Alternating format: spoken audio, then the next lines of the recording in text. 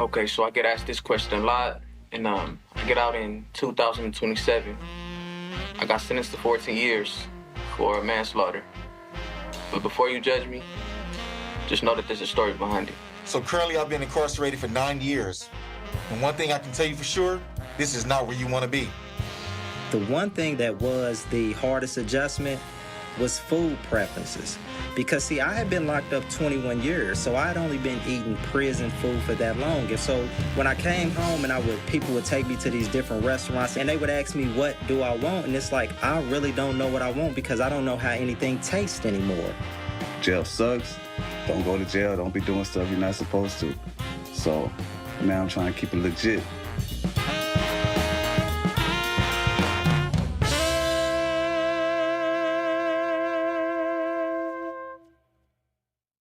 This is the United States of Anxiety. I'm Kai Wright, and welcome to the show.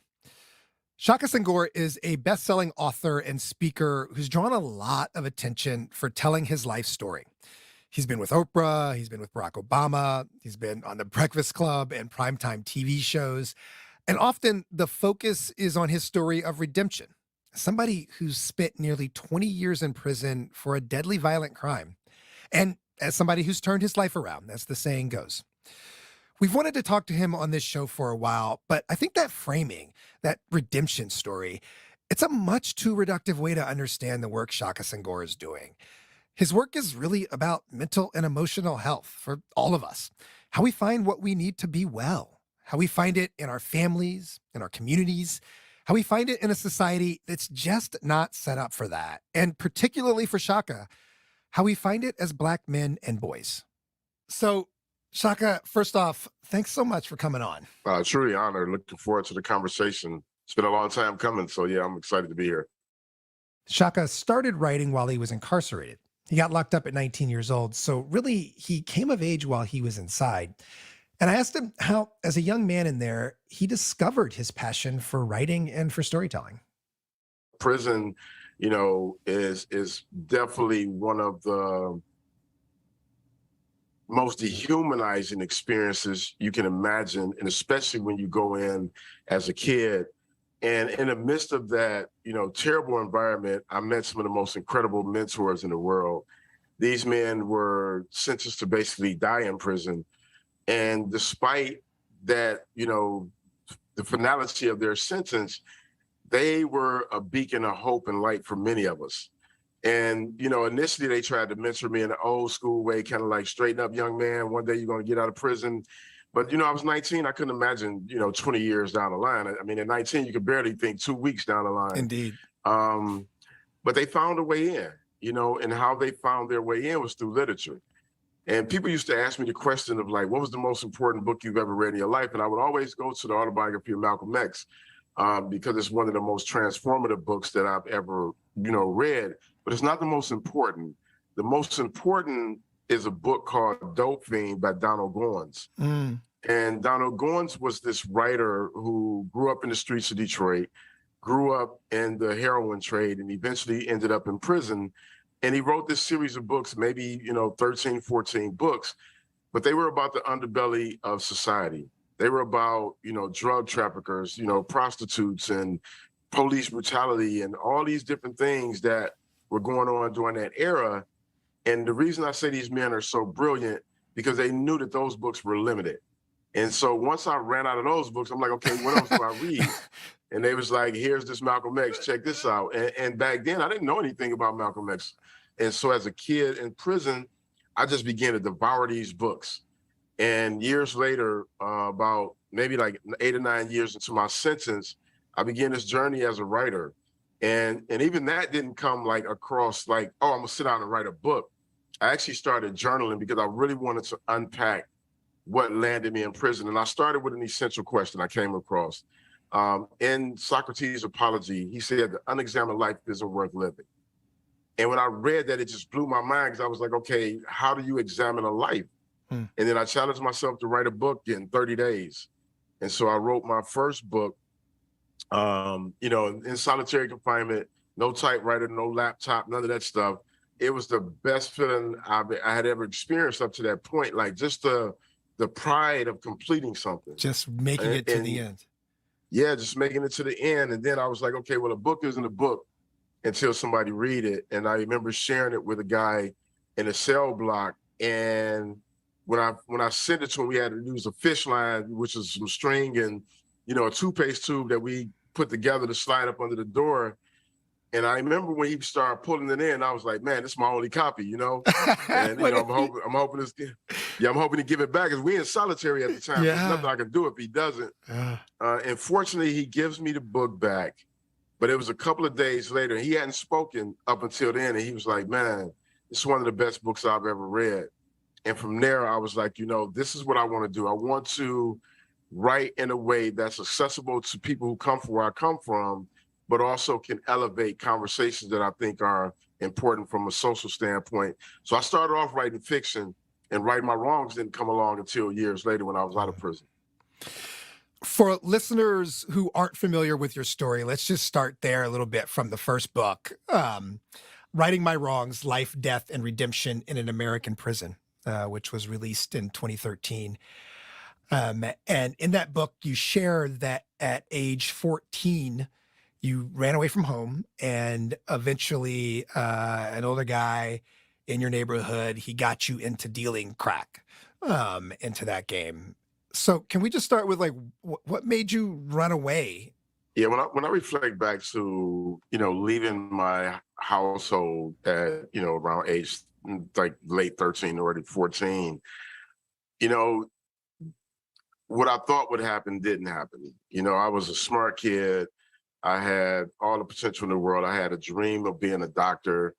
And unfortunately, the circumstances of my household were such that I didn't want to be there any longer. And what it looked like was that my mother was oftentimes physically abusive, as well as emotionally and psychologically abusive. In the city I grew up in during the height of the crack cocaine era, kids were lured into this culture. I was homeless basically for 2 weeks, sleeping in garages and basements of friends. And this older guy in the neighborhood, he came along. He was like, hey, I see what your circumstances are. Come take a ride with me. And I remember him taking me to get, some Burger King. And, and then he was like, I got somewhere where you can stay, but here's what you have to do. You just have to take care of these customers when they come through. And he really laid it out for me, gave me the drugs. And, within that first week, just the amount of money I made was, more than what I'm sure most parents were making at the time.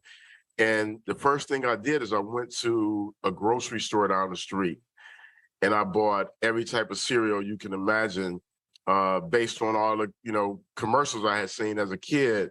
And that's what happens to tons of kids. It's one of the reasons that I decided to write the book, because I really wanted people to understand that the young men and women who end up in prison, it isn't a result of one decision. It's a series of moments that transpire throughout their life that puts them in these very vulnerable and situations within these very adult environments. Yeah. You ultimately were arrested and incarcerated for shooting somebody. But one of the things about it that struck me is you talk about how you experienced a sort of PTSD from a shooting that you had been involved in, from when you had been shot earlier. Can you just sort of revisit that for a minute for us? Thank you for asking that question. It's one of those things where I think this is so relevant to conversations we're having when we're talking about, gun laws, and we're seeing these mass shootings in schools across the nation. And I'm encouraged that people are actually talking about how important it is to keep kids safe. But I'm also disturbed because, as a kid who grew up in a highly volatile environment where kids get shot every day, nobody's thinking about our safety. Yeah. I grew up in an environment with high levels of gun trauma. In my family alone, 8 of us have been shot. Wow. When I was 17 years old, I got shot multiple times standing on the corner of my block. And at that point, I was the third of my mother's son to get shot. And so that proximity to high levels of gun violence is something that I didn't have language for. I didn't know what PTSD was. Right. What I did know is that when I went to the hospital, the doctor extracted 2 of the bullets. They left 1 bullet in. They patched me up. and they sent me back to my neighborhood. And there was no therapist. There was no offer of a psychiatrist, a psychologist. There was no language to say that, hey, you're going to experience all of these different emotions as a result of what happened to you. And so when I went back to my neighborhood, I carried with me what I consider this volatile cocktail. Yep. And this volatile cocktail was anger. It was paranoia. I was frustrated. I didn't feel valued. And so I had to navigate that as a 17-year-old kid. And so I just began to carry a gun every day. And I began to make up this narrative, as many of the young men I've talked to have made up in my mind, is that if I find myself in a conflict again, I'm shooting first before I get shot. Yeah. And 16 months later, I got into a conflict at nearly 2 a.m. In the middle of a drug transaction that I refused to make. And when that argument escalated, I fired multiple shots that tragically ended David's life. I was subsequently arrested. I was charged with open murder, and I was sentenced to 17 to 40 years in prison for second-degree murder. And when I went to prison, I carried with me the guilt of knowing that I had devastated a family, and I didn't have a way to communicate to them what was happening in my mind at the time. Everything was very robotic in terms of like how I was processed through the courts, how I was processed through prison. And it wasn't until years later when the woman who raised David reached out to me that I was able to really speak to, her and let her know, all of who I was at that moment. And she's one of the first people I can say that actually gave me permission to acknowledge that I was a child. And she was one of the first people to say that, look, this series of things that transpired in your life, they contributed to the decision you made that night. Now, it doesn't excuse the decision, and I would never make an excuse for anything I did, whether I was 19 or whether I'm 90. But I think it's important for people to understand the how and the why these things happen and why they will continue to happen until we begin to address the mental health needs of inner city kids who are growing up in highly volatile environments. And unfortunately, I just didn't have that. And what I'm trying to do at this point in my life is to use the terror and the horror of that experience to actually heal communities. Coming up, we'll talk about Shaka Senghor's latest effort to help our communities heal.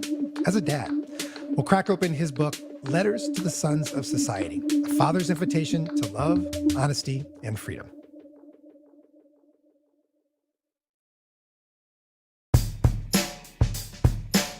Welcome back. I'm Kai Wright, and I'm talking this week with best-selling author, speaker, and activist Shaka Senghor about how he's used his own life story to help others find the mental health resources they need. His most recent book is called Letters to the Sons of Society, a father's invitation to love, honesty, and freedom. It's a series of letters to his two sons, Jay and Sekou. And we began our conversation about it by listening to him read from one of the letters. It's called The Freedom to Cry. Here's an excerpt. I want you both to be fully human, fully awake, fully in awe of how your tears can move our world forward, can release the pressure in yourself, in your community, a kind of sustaining rain. Don't ever apologize for your tears, and don't just save them for the moments when the world loses a star, a hero, or someone else famous. Use your tears for good, to show that you are gentle and soft and emotionally open to grief and joy, and whatever else brings those tears to your eyes. I asked Shaka why this was an important lesson for him to give his sons. When I think about that letter, I actually get emotional thinking about it and thinking about the beauty and the gift of my dad's tears. When my dad and my mom separated, I was about 11 years old, and I never forgot the feeling of my dad and I being in the basement, and we were packing up his albums, and he just broke down in tears. And I remember him hugging me, and I could still feel the scruff of his beard mixed in with the wetness of his tears. It's one of the greatest gifts he's ever given me, because what it showed me is that, men have the duality of being tough as well as soft. And one of my friends, he kind of describes it as, you cultivate the lion so that you can be the lamb. And I think that refinement of, our propensity to be destructive. Like, I mean, from the time I was a little boy, we were breaking things and, throwing things and, whatever drives that part. I'm not a psychologist. I don't know what drives that part of, our being, but I know I loved it. I love football. I love basketball. I love all those things, but I also love. I love the ability to expand myself emotionally and to make sure that my sons have a model, not just someone who's telling this, but also modeling that for them. After the book was written and done, I had two tragic incidents happen. One, my brother was murdered last summer in July, and then shortly after that, appreciate that. And then shortly after that, in October, our puppy was killed. And I remember having to tell my son that, our puppy had been killed, and we just sat on the couch and we just cried, and it was okay. And it was a safe space for both of us, and, in those moments when he's reflecting on our puppy and there's sadness that comes over him, I don't tell him that, you got to be tough or you got to let it pass. It's like, no, sit in those feelings. Those feelings are important. And I think when fathers model for their children what it means to be emotionally available, what it means to be emotionally free, it does wonders for the world. It makes them feel safe. It makes the household feel stable. And let's talk about things other than just anger and stoicism. I can't tell you how many dads are like, man, my dad never said, I love you. Never hugged me. I've never seen him smile or cry. He's always just a blank face as if everything is all right. I have a 10-year-old son, and I mentor tons of boys, but also mentor young women as well. But my focus is intentionally on an area where I know that these young boys are not getting the permission they need to be all of who they are emotionally. And so if I can model that for my sons and see him model that with his peers and other dads are starting to model it, it's beautiful. This awakening of dad emotional vulnerability, it's incredible. And the ability, the right to be fully human being. Absolutely. That's the right to be a full human being. Absolutely. So in the first letter of the book, it's called A Trip to the Gas Station. And you tell the story of being triggered by your son after he physically threatens you. Just can you take us back to that moment and what it was like to wrestle with that, to have your son triggering you with this conversation about violence? Yeah, there were a ton of things that I learned from that moment. One is no one leaves prison without the deep penetrating scars of the prison experience. It's a very volatile environment. It's a very violent environment. And what I didn't account for was that there were some things about that environment I had not quite fully unpacked. Then there was the reality of compounded PTSD, which I hadn't factored in. Mm-hmm. Given that I was shot shortly before I went to prison and never got therapy as a result of that traumatic event in my life. So I was carrying a lot in my being, and so on the front end where, I come out, I'm so hopeful and optimistic and I can't wait to build this relationship with my son. What I didn't think about is that in reality, my son and I were strangers. My dad did an incredible job of keeping us writing letters to each other. He brought my oldest son, Jay, up whenever he could to visit me. And, we would talk on the phone periodically throughout the 19 years. And what happened is that when you're in prison and you get one prison visit, that visit, the memories of that visit can last you for years. And so I had an attachment to an idea that wasn't quite true. I thought I was being a great dad because I could have these conversations on the phone and in a visiting room and through letters. But my son was experiencing life in a way different way than I could have possibly even imagined. And the fact of the matter was I just wasn't there. And so when I came home, I tried to really, just inspire him. I came home as a mentor. I'm like, yo, here's how you do it. I know all this stuff and I can help you, blah, blah, blah. And I was trying to take him on a journey he didn't sign up for. So it caused this friction. Mm. But in addition to it, I was overcompensating. And, I was giving him money and things of that nature to overcompensate for all the years I hadn't been there. And then it got to a point where it turned into a toxic dynamic between us two. It's very transactional. And so on that particular day, you know, he had called me and, you know, he was asking about, you know, some more money because he needed to get a license. And I had just had gave him some money prior to that for the same thing. And, you know, he just began to curse me out and berate me, which I was like, you know, those are feelings. That's all fine. And then he threatened me. And I was triggered, you know, because when I got shot, I got threatened. Yeah. You know, when I saw men get stabbed in prison, it was because threats were exchanged. And, you know, I got triggered and I basically told his mom that, you know, I'm gonna take him and I'm gonna dump him in this neighborhood. And I was operating out of an energy that, you know, at the time I wasn't even aware of how angry I was or how potentially violent, you know, I was willing to be toward my son. And fortunately, I had great friends who were able to help diffuse that. But I think that chapter is so important, not just for people who have, you know, loved ones incarcerated. I just think this is a father-son dynamic that exists in the world. I think when you add to the mix of that, you know, high levels of gun violence and, you know, violent environments, you know, we see that these outcomes can potentially be dangerous and deadly. And that's what, you know, happened with my son. Yeah. It's a letter to fathers as much as it is a letter to sons of the world at that point. Yeah. I wonder what it's like to have to talk about this constantly. I mean, you've made this choice, right? You know, you've written books and you're out here and you said you've got a mission to try to bring your life experience and let us all learn from it.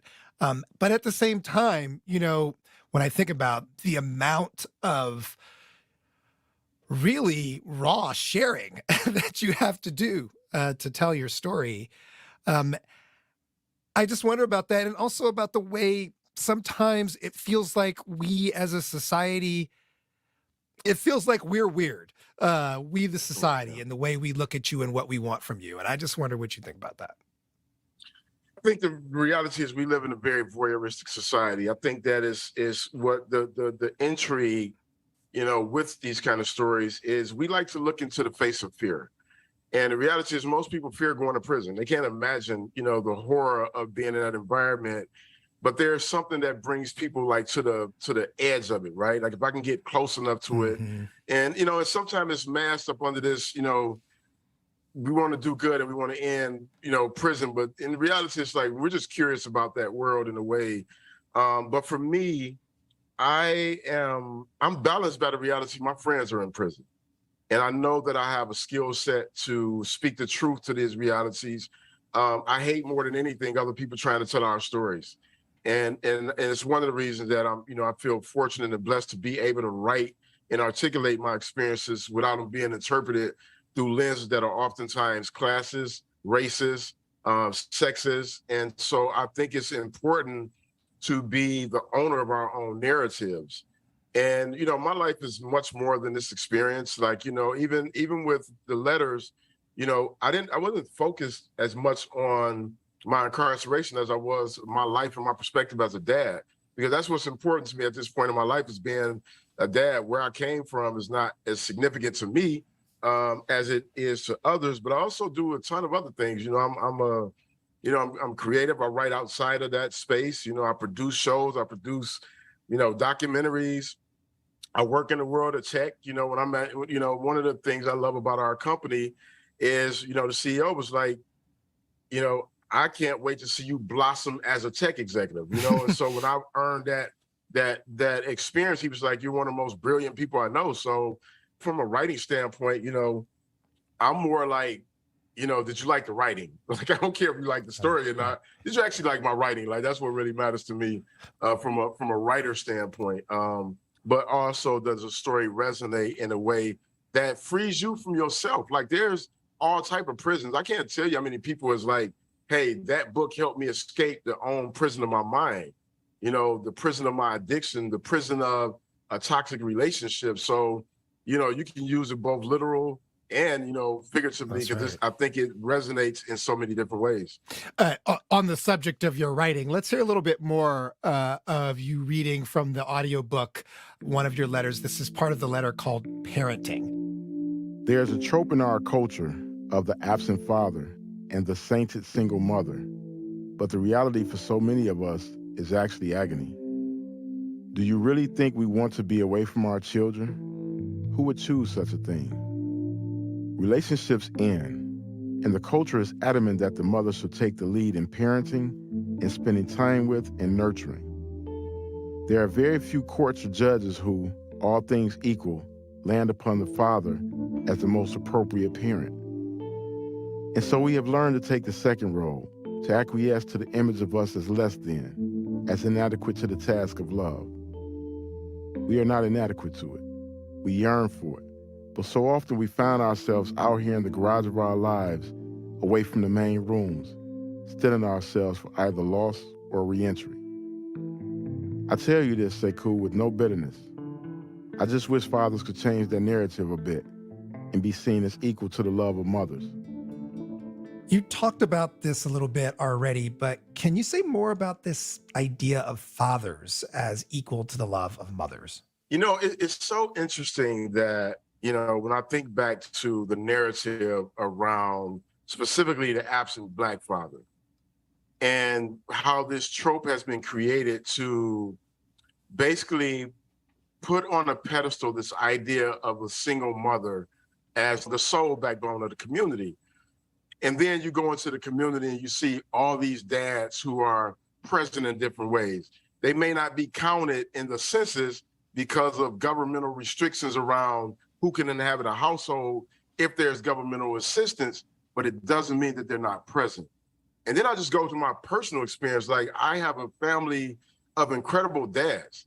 Like, we don't have a deadbeat in our family. It's unheard of. And it doesn't mean that we fit this kind of neat box model of like a guy who goes home and does a 9 to 5 and he just comes home and puts the check on the table, disciplines the kid, and he goes to bed.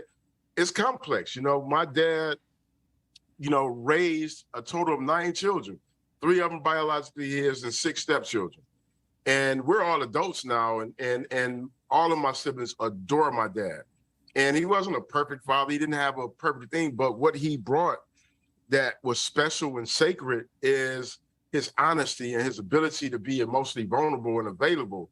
The thing is that it's just a part of a narrative that conveniently gets excluded when we're talking about fatherhood, and I know some incredible mothers. I know some mothers who are so amazing. And I mean, there's nothing that they wouldn't do to make their child, the community, and society better.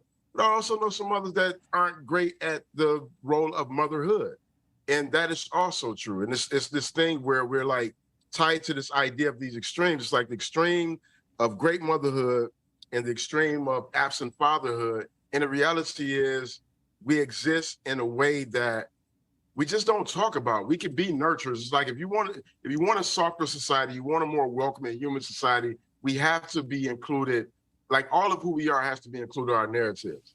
It brings me back to that human point, right? There are humans being who are good fathers and bad fathers, and what is good changes and varies. I think about it a lot because I do think it also forces us to think about family, like the idea of family.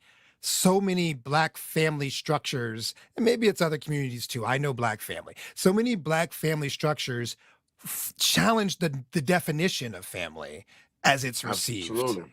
And then challenge how we then must show up in those with new definitions. I don't know. That's what I hear in a lot of what you're saying. And I think again, it's like he who controls the narrative controls the outcomes, right? And when you think about who's been telling the story of the American family, who's been telling the story is a predominantly white media. Like, that's just the reality of television, music, all these entertainment outlets who control narratives. I grew up with the Leave It to Beaver, all these stories, and it went for years and years, a new iteration of that family dynamic. And meanwhile, this narrative of the broken Black family is being pushed. And then when you get to real life, I got sons of my white friends who dads are not there, and their stepdads had to step in. I mean, the divorce rates don't lie. The divorce rates are a real thing, and they're not just one color, right? Right. And so when you start getting down into the truth of the thing, we're all experiencing this. It's just how we talk about it or how people talk about it as it relates to us. And so for me, I tell people, like, I don't need to change the narrative, but we need to expand the narrative. Just include all of who we are, and we good. Like, I can deal with, you know, the deadbeat dad, as long as you're including the fully present, nurturing, loving, caring dads that are always around, always stepping up, always filling in the gap. You know, if you're including all of our story, then it's all good. But this is why I write. It's like, we have to tell our own stories. And that's no, you know, knock to anybody else, because a lot of times they're just benefiting from the storytellers from their community and their culture. And the reality is we have to tell our own stories. Shaka Senghor is a best-selling author, speaker, and mentor, among many other things. His most recent book is called Letters to the Sons of Society, a father's invitation to love, honesty, and freedom. The excerpts we played of him reading from the audiobook version are courtesy of Penguin Random House Audio. Shaka, thanks so much for this time and for your work. Thank you so much for having me and for reading my work. You know, I'm really looking forward to this work just standing the test of time and really impacting people and communities in an honest and real way. Coming up, we're going to look at how incarceration shows up in family from another direction. The daughter goes in search of a new relationship with the father, who has been in prison most of her life, and she shares her audio diary with all of us. That's next.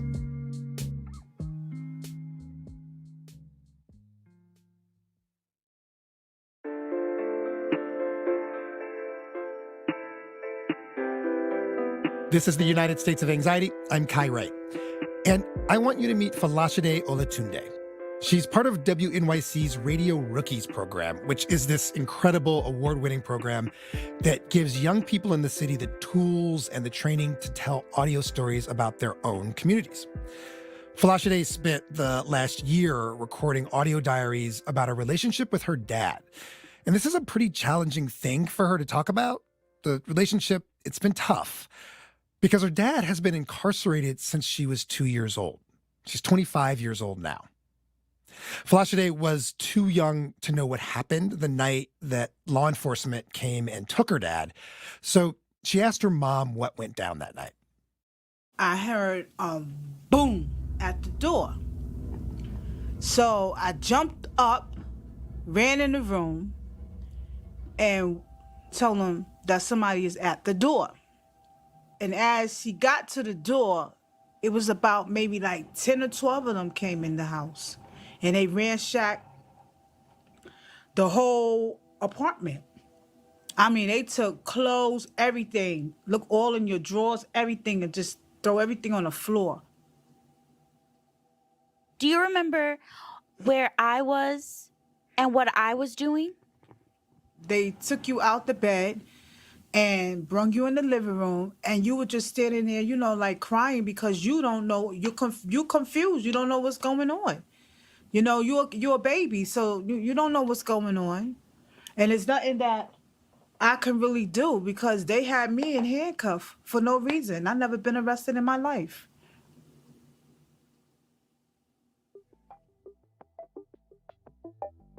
Falashade's dad was sentenced to 25 years to life in prison for selling drugs. She'd go up to see him about twice a month until her parents got divorced when she was 12 years old. At that point, there were a lot of changes happening in her family and in their lives. The prison, it was pretty far from where she lived in the Bronx, and so the visits just became harder to maintain. And she didn't see him for a really long time. But recently, she decided she needed to reconnect with her father because she felt like she had to get to know him if she was ever really going to understand herself. She's documented her journey through recording interviews with her mom, phone calls with her dad, and her own audio diaries where she recorded her feelings throughout this whole journey. She started by recording the first time she visited her dad in over a decade. So, today's the day that I'm gonna go visit my dad. I just woke up and I feel extremely nervous, anxious. It's bringing up a lot of emotions of when I was a child and I used to go visit my dad in prison. And Like, I remember going to visit my dad and my dad picking me up and throwing me in the air. And that was like my favorite part of the visit because I just felt so free. But now that I'm a lot older, I'm realizing the effects of having a dad that's in prison. And I think that's like why I struggle so much with my identity and understanding who I am in this world, because a half of me I don't even know anything about. I'm just ready to understand who my dad is so that I can understand who I am. So hopefully I will find some type of peace, some type of freedom. Let's cross our fingers. My mom agreed to drive me upstate to the prison. It had been 12 years since I last saw my dad. Like, you think you're ready, but I don't feel like I'm ready. But when you get there, it's gonna be a different thing. Watch. It's like that. She's been really supportive of me. She knows not having my dad in my life has affected me mentally and emotionally. I had a hard time connecting with people because I felt like getting close to people that they would leave just like my dad left. This might be the breakthrough for you. Like, just being in his presence. Yeah. And I know that this experience is not only just gonna help me, but it will also help my dad as well. Help him to just not feel like he's alone, but he has a child out in the world that is trying her best to be successful and make him proud. That's all right. So we arrived, and I am feeling very anxious and very nervous. I see the jail, and it's really messing with my head, and I did not think that would do that, but it is. When I got there, I saw a line that wrapped around the prison. Damn, you gotta go. All right, let's get to walking. I'm kind of shaky. This is real life. It took almost 2 hours to get inside. Anything that needs to lock up, you better bring it to your cars because we ain't got no more lockers. I felt anxious, I felt a knot in my stomach, and I felt nervous. He's my dad. In my head, I was thinking, what did I get myself into? You take your mask off and your glasses.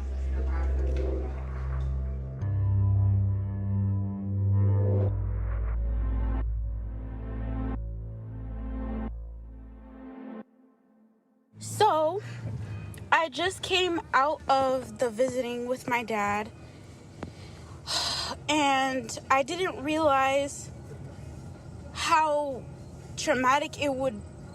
I knew that it was going to be traumatizing, but I didn't realize how it brought up a lot of different emotions, like just seeing the gates on the building, and I just don't even know what to say.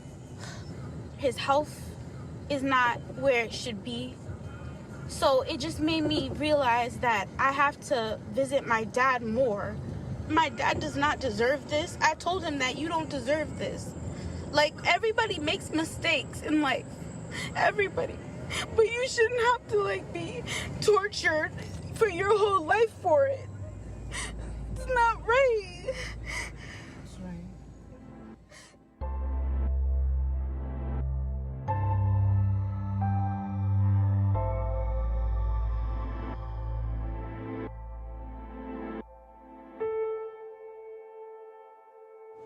It definitely has not been, an easy journey.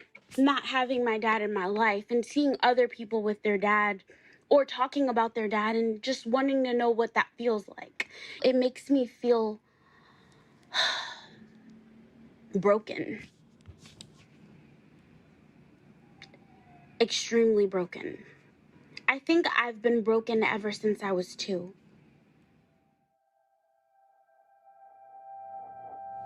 So today I visit my dad for the second time, and I was just crying as we were like starting to talk and stuff.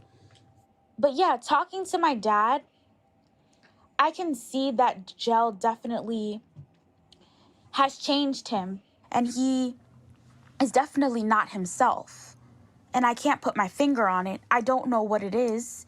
I don't know if he's suffering from a mental illness or if he's just out of it. Like, I don't know what's going on.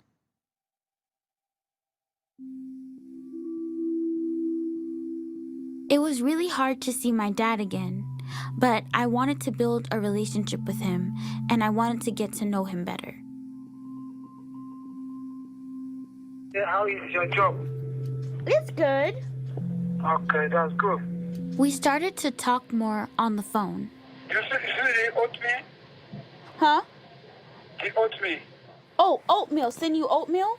Yeah. The one that you sent me before? The next 2 times I went to visit my dad, I bought him books, clothes, food. Oh, do you want the crystal light? But there was this one specific thing that I couldn't find. When I last visited him, he also wanted me to get something else that I don't know how to pronounce. And when I went to go to the African market, it was closed. And he said something about, it's been 2 visits now that you haven't got my stuff.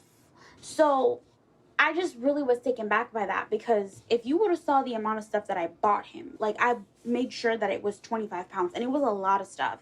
I kind of felt like it was a slap in my face, because it's like, I've just been so overwhelmed. I have a part-time job, and I'm going to school, and I'm doing an internship. Like, he doesn't know the extent of what I'm doing and what I'm juggling. And it's like, okay, be a good child and help your dad. But then at the same time, it's like, but does he appreciate it?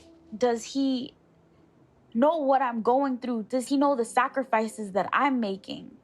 It's like, he kind of treats me as if I'm nothing and like I'm a waste of space. Like, if I help him get food or I help him get clothes or money, if I help him with that, everything's great. I'm the best daughter in the world. But if I don't do any of those things, I'm the worst daughter in the world. Like, I took a really brave step to go see my dad. I didn't have to do that. I could have kept it the way it was. You know what I'm saying? But it's like I tried to open this wound so that I can try to heal it. But it's like I opened it and I feel like it's getting wider and it's getting wider.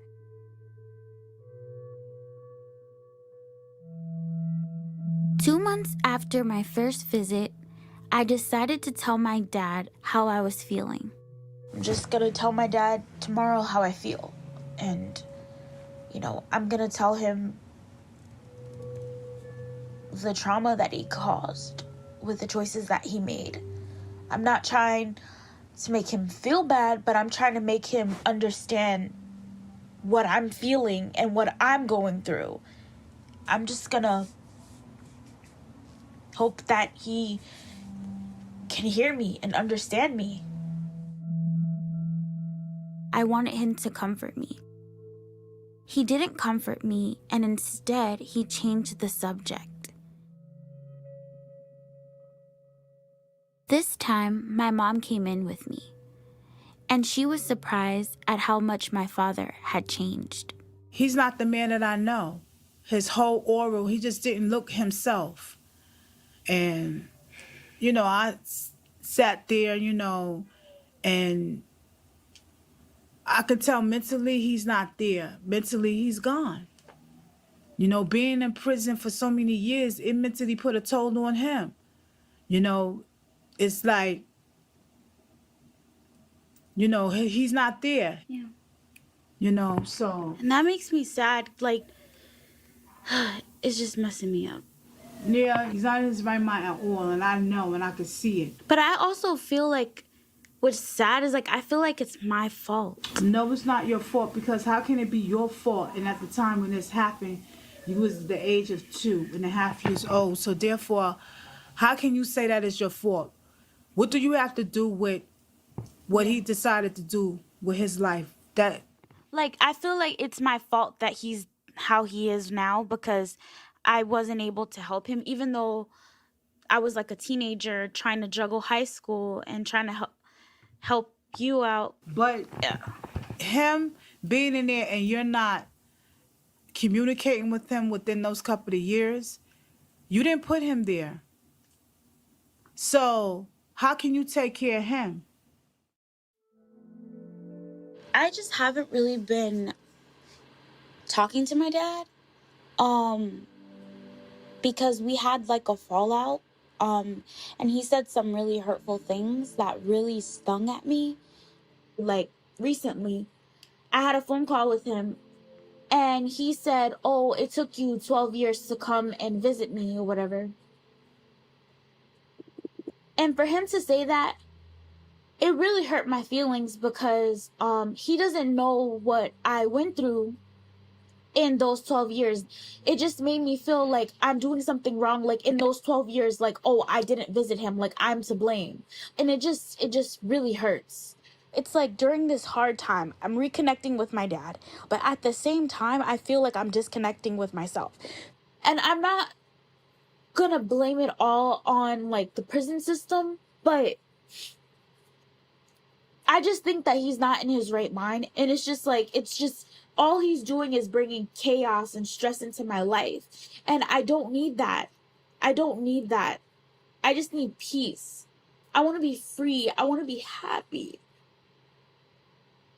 And to be really honest, I don't think I ever experienced that. I don't even know what that feels like.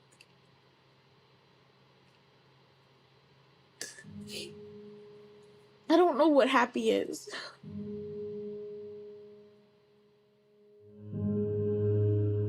I felt so overwhelmed that I had to take a step back.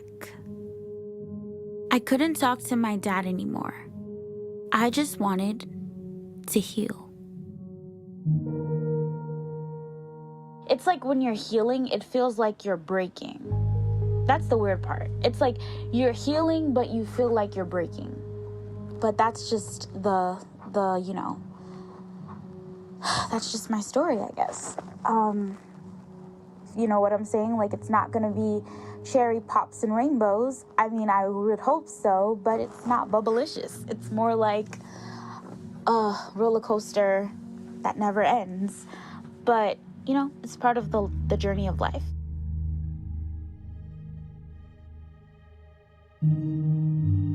It's been a year now since my first visit with my dad. We haven't talked in months.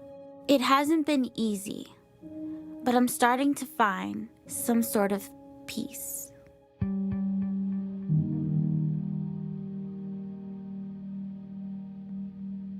I felt like I needed to know my dad in order to know myself. Because he was gone, I felt like a part of me was gone.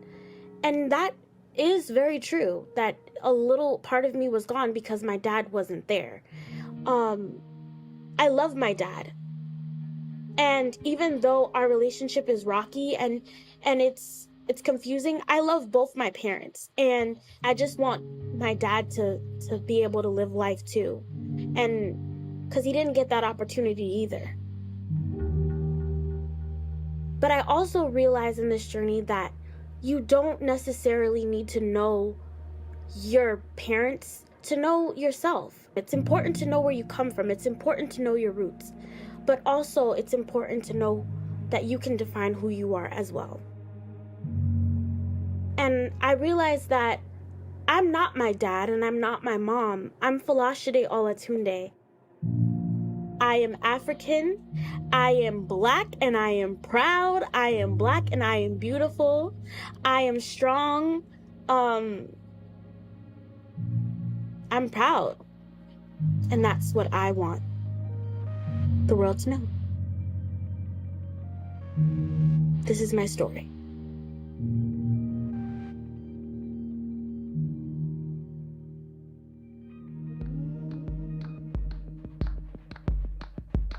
That was Falashide Olatunde from WNYC's 2022 class of Radio Rookies. The United States of Anxiety is a production of WNYC Studios. You can follow us wherever you get your podcast or by going to wnyc.org/anxiety. Special thanks this week to Carolina Hidalgo, who runs WNYC's Radio Rookies program, and Becca Bressler. Mixing and music by Jared Paul and Andrew Dunn this week.